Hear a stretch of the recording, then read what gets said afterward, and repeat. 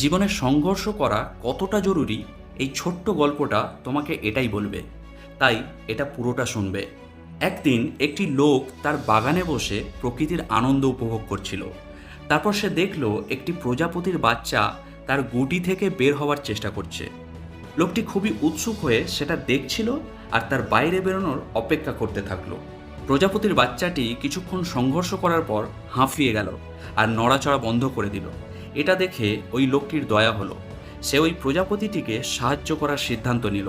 সে কাঁচির ব্যবহার করে গুটিটিকে খুব সাবধানে কেটে পুরোপুরি খুলে দিল।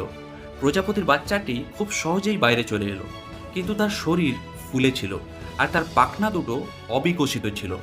লোকটি প্রজাপতির বাচ্চাটিকে দেখাশোনা করতে লাগলো। সে ধৈর্যের সাথে তার পাখনাগুলোকে বাড়তে দেখার অপেক্ষা করতে থাকলো, কিন্তু এই সবই ব্যর্থ ছিল।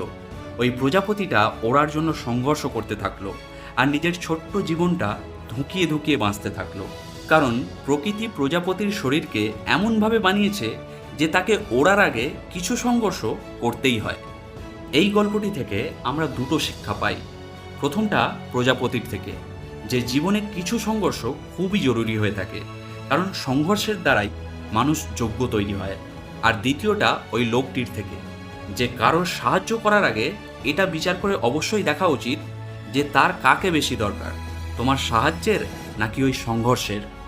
তোমাকে পজিটিভ করে রাখার আমার এই চেষ্টাকে যদি তোমার ভালো লেগে থাকে, তাহলে লাইক করো, সঙ্গে থাকো আর শুনতে থাকো স্বনিয়ন্ত্রিত জীবন।